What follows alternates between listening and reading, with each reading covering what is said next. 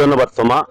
আপনি জানেন বিএনপির চেয়ারপারসন প্রধানমন্ত্রী তারেক রহমান 4 মাস আগে নির্বাচনী জনসভায় তিনি মৌলভীবাজারবাসীকে শেরপুরে বলেছিলেন যে আমি নির্বাচিত হয়ে মৌলভীবাজারে আসব।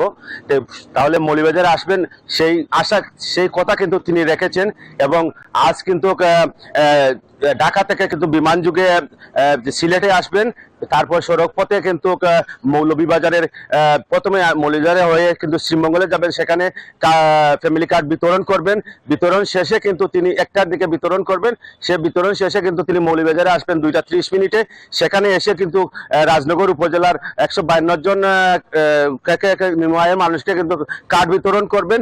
পরবর্তীতে সুধী সমাবেশে তিনি বক্তব্য রাখবেন, এবং পরবর্তীতে তিনি কিন্তু এখানে স্থানীয় দুসাই রিসুটে কিন্তু রাজনৈতিক নেতাদের সাথে কিন্তু মত বিনিময় করবেন। আমি একটু জানিয়ে রাখি, আসলে মৌলভীবাজারের নেতা কর্মী এবং সাধারণ মানুষের দাবি, প্রধানমন্ত্রী আজকে মৌলভীবাজারে আসছেন, মেডিকেল কলেজ, শমশেরনগর বিমানবন্দর, সড়কপথ সহ আরো বেশ কিছু স্থান কিন্তু তিনি মৌলভীবাজারের মানুষের উন্নয়নের কাজ করবেন। এই ছিল মৌলভীবাজার থেকে আমার কাছে প্রধানমন্ত্রীর আজকের আগমন উপলক্ষে সর্বশেষ তথ্য।